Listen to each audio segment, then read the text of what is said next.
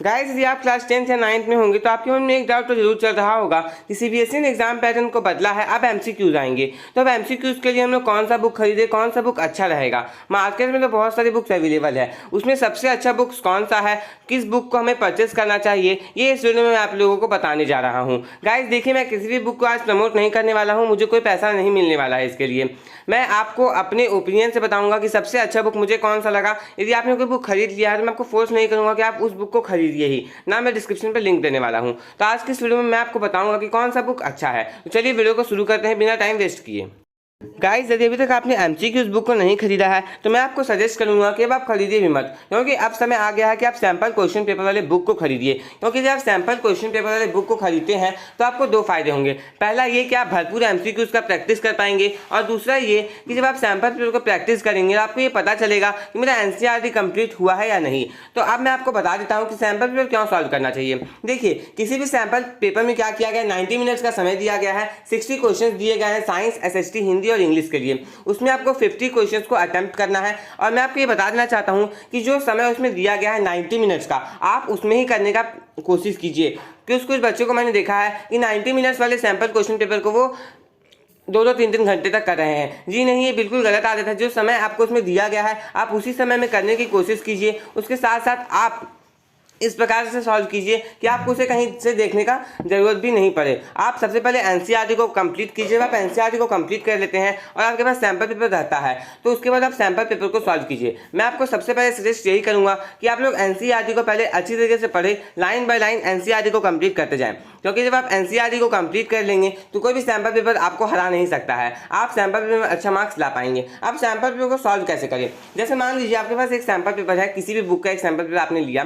जब आप उसे सॉल्व कर रहे हैं तो आप उसमें देखिए कि कितना मिनट का समय दिया गया है, 90 मिनट्स का समय दिया गया है। आप उसमें देखिए कि किस प्रकार के क्वेश्चंस है। अब आप एक टेबल और एक चेयर में बैठ जाइए और वहां से आपको उठना नहीं है, आप उधर सॉल्व करते ही जाइए। लेकिन हाँ, आप एक बात का ध्यान रखिएगा कि आप 90 मिनट से 1 मिनट से भी ज़्यादा नहीं लें। 90 मिनट्स उसमें समय दिया गया है, आप 90 मिनट्स में ही करें। और जब आप कर लें तो आप ये देखें कि मेरा कहाँ कहाँ गलती हुआ। ओके, और जहाँ जहाँ गलती हुआ, मान लीजिए एक ही टॉपिक से 3-4 क्वेश्चन आपके गलती हो गए। ओके, तो आप देखिए कि हाँ मेरा ये टॉपिक क्लियर नहीं है, आप जाइए उस टॉपिक को फिर से कंप्लीट कीजिए। क्योंकि देखिए, मैंने एक चीज़ देखा है कि आप लोग पढ़ तो रहे हैं, मुझे बहुत सारे बच्चों को कमेंट आ रहा था कि मैं पढ़ तो रहा हूँ लेकिन यहाँ पे मुझे ये समझ में नहीं आ रहा है, मुझे कॉन्फिडेंस नहीं आ रहा है कि मेरा टर्म 1 कंप्लीट हुआ है या नहीं। ओके, तो इसके लिए आपको सैंपल क्वेश्चन पेपर को सॉल्व करना बहुत जरूरी है। क्योंकि जब आप सैंपल क्वेश्चन पेपर को सॉल्व करेंगे, अपना मार्क्स आप जब खुद चेक करेंगे उसे, आप देखेंगे नहीं मैं 35 आया, आप सोचेंगे अच्छा है, लेकिन फिर भी और इंप्रूवमेंट चाहिए। किसी किसी का मान लीजिए 25 आया तो उसे तो बहुत ज़्यादा इंप्रूवमेंट चाहिए।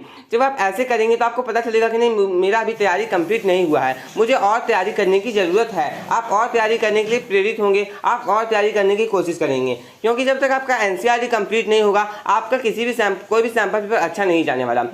आप एनसीईआरटी को लाइन बाय लाइन पढ़ते ही जाइए। ओके, जब तक आप एनसीईआरटी को पढ़ेंगे, रीड करेंगे, जितना बार रीड करेंगे उतना अच्छा आप लोगों के लिए होगा। अब देखिए, इस वीडियो के मेन मुद्दे पे आते हैं कि कौन सा सैंपल पेपर, मार्केट में तो बहुत सारे सैंपल पेपर है, उसमें सबसे अच्छा कौन सा सैंपल पेपर है।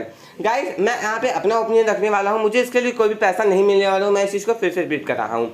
गाइस देखिए, मैंने अरिहंत का, एजुकार्ट, सारा सैंपल पेपर को रिव्यू किया है। उसमें सबसे अच्छा मुझे सैंपल पेपर लगा है ओसवाल का। ओसवाल बुक्स बहुत ज़्यादा ही अच्छे लगे मुझे, क्योंकि उसमें सैंपल क्वेश्चन पेपर बहुत अच्छे अच्छे दिए गए हैं, उसमें क्वेश्चंस भी अच्छे अच्छे दिए गए हैं। सबसे पहली बात, उसमें 10 सैंपल क्वेश्चन पेपर दिया गया है, 10 में 5 सॉल्व करके दिया गया है और 5 आपको सॉल्व करना है। ओके, और जो आपको 5 सॉल्व करना उसके सॉल्यूशंस बुक में नहीं दिए गए हैं, उसके पीछे आपको कोड दिया गया होगा, बुक के पीछे आपको ओसवाल वाले वेबसाइट में जाकर के उसे डाउनलोड करना है। तो 10 सैंपल क्वेश्चन पेपर में आपको 5 सॉल्व दिया गया है। अब 5 सॉल्व वाले जो क्वेश्चन पेपर है उसमें आपको 1 सीबीएसई वाला सैंपल पेपर दिया गया है। तो चलिए मैं आपको ये बुक दिखा देता हूँ।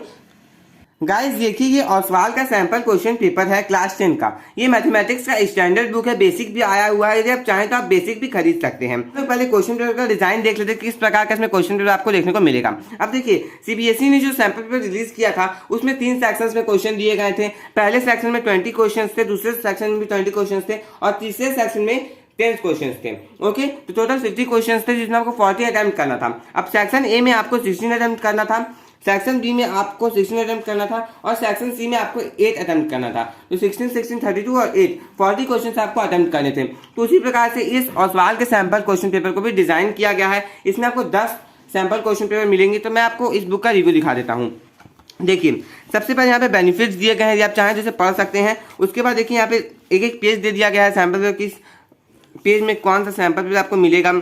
ओके, उसके बाद देखिए यहाँ पे माइंड मैप दिया गया है। ओके, हर एक चैप्टर के लिए माइंड मैप दिया गया है, शॉर्ट नोट्स के टाइप में दिया गया है कि आप यदि चाहें तो क्विक रिवीजन कर सकते हैं। किसी भी चैप्टर का आप तुरंत रिवीजन कर सकते हैं कि हाँ इस चैप्टर में क्या था। जैसे कि यहाँ पे देखिए रियल नंबर का दिया गया है। ओके, ऐसे ही सारे चैप्टर्स के दिए गए हैं। यहाँ पे देखिए पॉलिनोमियल्स का दिया गया है।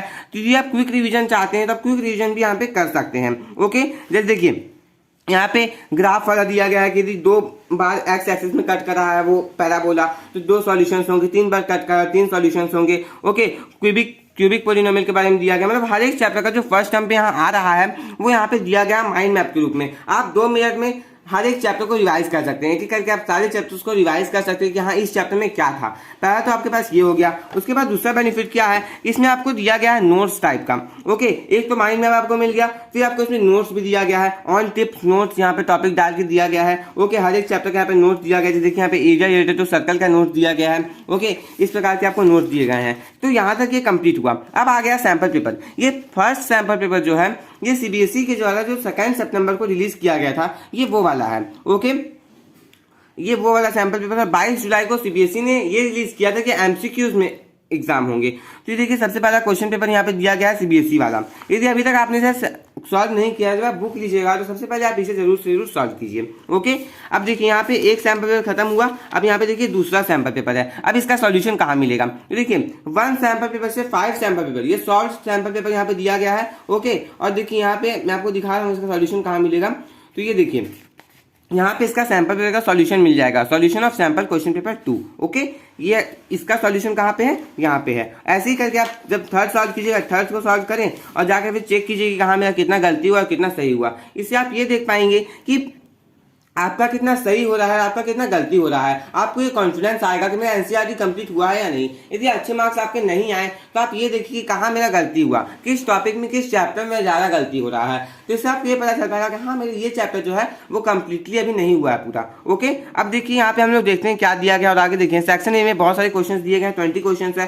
सेक्शन बी में 20 क्वेश्चन हो गए, फिर सेक्शन सी में 10 क्वेश्चन होंगे। आपके यहाँ पे 16, 16 और 8 को सॉल्व करना है। बाकी यदि आप चाहें तो पूरा सॉल्व कर लीजिए, जो गलती होगा उसे आप मार्क कर भी सकते हैं। ओके, अब देखिए यहाँ पे ये दूसरा सैंपल पेपर। अब इसका और एक फायदा क्या दिया गया है, यहाँ पे आपको OMR शीट भी देखने को मिल रहा है। देखिए यहाँ पे सीबीएसई ने OMR शीट का भी दिखा दिया था किस प्रकार का OMR शीट रहेगा।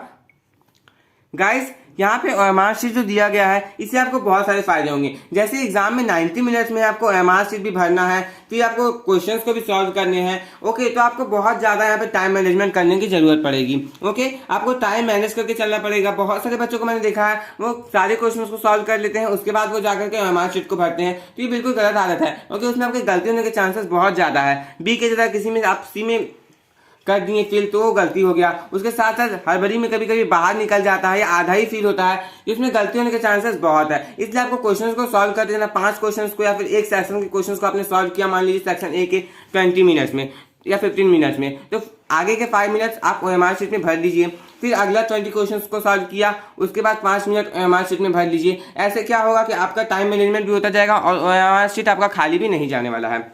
ओके, अब देखिए यहाँ पे कुछ इंस्ट्रक्शंस भी दे दिए गए हैं। जैसे आपको पूरा फिल करना है। ओके, आधा नहीं फिल करना है, फिर डॉट डॉट करके आपको नहीं फिल करना, लाइन लाइन फिल नहीं करना है। ओके, टिक नहीं मारना है उसमें, ऐसा आप बिल्कुल भी नहीं कर सकते हैं। और सबसे बड़ी बात, बाहर आपको नहीं निकलना चाहिए, अंदर खाली नहीं रहना चाहिए। आपको पूरा फिल करना है उसके अंदर और अच्छे से फिल करना है, तभी आपको नंबर मिलेगा। क्योंकि OMR शीट को कंप्यूटर चेक करता है और उसे कोई टीचर्स चेक नहीं करते हैं, जिससे आपको नंबर इजिली मिल जाएंगे। ओके, अब देखिए यहाँ पे एक और इंस्ट्रक्शन दिया जाएगा आपको सीबीएसई वाले सैंपल पेपर में कि आप यहाँ पे बुकलेट सीरीज को देखिए। यदि आपका बुकलेट सीरीज ए है, ओके, तो आपको OMR शीट भी ए वाला ही मिलना चाहिए। ओके, इसलिए आप यदि मान लीजिए आपको बी का बुकलेट सीरीज मिला है, बुकलेट आपको बी का मिला है और OMR शीट आपको ए का मिल गया है, तो आप तुरंत बुकलेट सीरीज को चेंज करवा लीजिए या फिर आप OMR शीट को भी चेंज करवा सकते हैं। तो इन सारी चीज़ों को आपको ध्यान रखना है। उस प्रकार से ये बुक बहुत ही अच्छा लगा मुझे।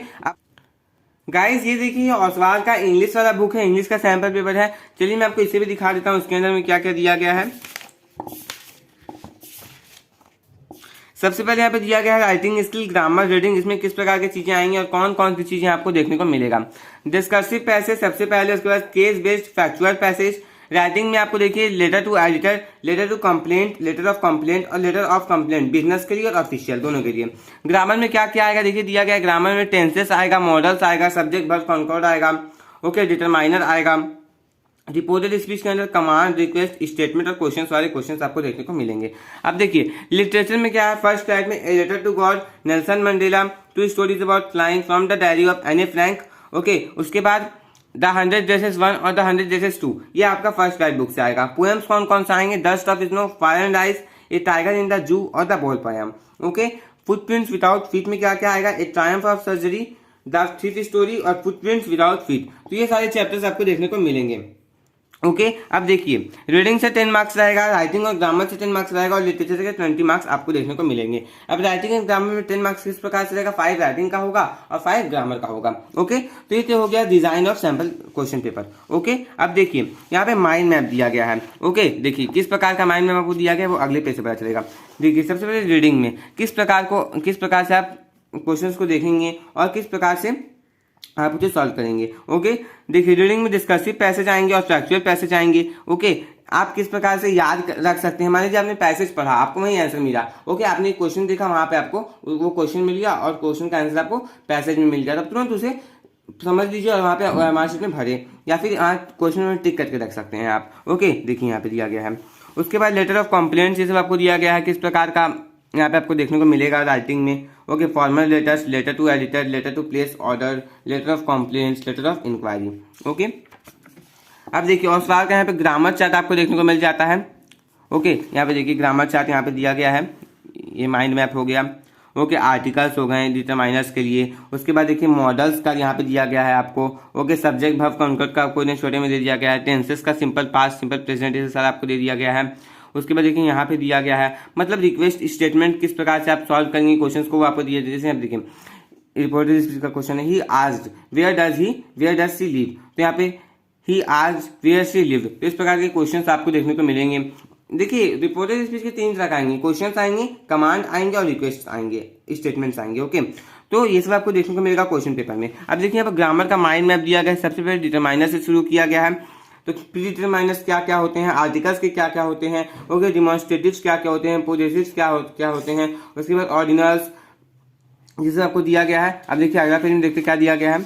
अगला पेज में देखिए यहाँ पे टेंस के बारे में दिया गया है, डबल टेंसेस, यूजेस, ओके। यहाँ पे देखिए 10 रूल्स दिए गए हैं सब्जेक्ट वर्ब एग्रीमेंट के, ये देख सकते हैं आप। इस मतलब ये बुक यदि आप देखेंगे तो ओवरऑल ये बुक बहुत अच्छा लगा मुझे। आप यदि आपने अभी तक कोई बुक नहीं खरीदा है तो आप ओसवाल का बुक खरीद सकते हैं। लेकिन यदि आपने कोई बुक खरीद लिया है, क्योंकि मार्केट में बहुत सारी बुक्स अवेलेबल है, यदि आपने कोई बुक खरीद लिया है तो ऐसा कोई जरूरी नहीं कि आप ये बुक को जरूर खरीदें, ओके। आप किसी भी बुक को खरीदे हैं उसे ही सॉल्व कीजिए, क्योंकि बुक कोई खराब नहीं होता, बस उसमें क्वालिटी क्वेश्चन होते हैं। किस प्रकार के क्वेश्चन उसमें दिए गए हैं ये डिपेंड करता है, ओके। और आप किसी बुक को सॉल्व करेंगे तो क्वेश्चन तो लगभग सभी में एक जैसा रहेगा। अब देखिए यहाँ पे फिर 10 रूल्स दिए गए हैं, ओके। यहाँ पे देखिए मॉडल्स दिया गया है, ओके। कब किसका कहाँ यूज होता है, जैसे एबिलिटी के लिए can, could, to be able, permission के लिए may, can, could, might, possibility के लिए मे, माइट, कैन, कुड, ऐसा आपको दिया गया है, ओके। अब हम लोग चलते हैं सैंपल क्वेश्चन पेपर पे। देखिए ये सैंपल क्वेश्चन पेपर है जो कि सीबीएसई ने लॉन्च किया था 2 सितंबर को,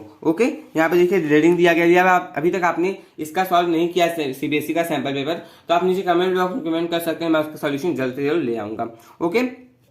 अब देखिए यहाँ पे ओएमआर शीट जिस प्रकार से मैथ वाले में दिया गया था वैसे ही यहाँ पे इंग्लिश वाले में भी दिया गया है। उसके बाद यहाँ पे इसका सॉल्यूशन दिया गया है और यहाँ पे सेकंड सैंपल पेपर ये रहा।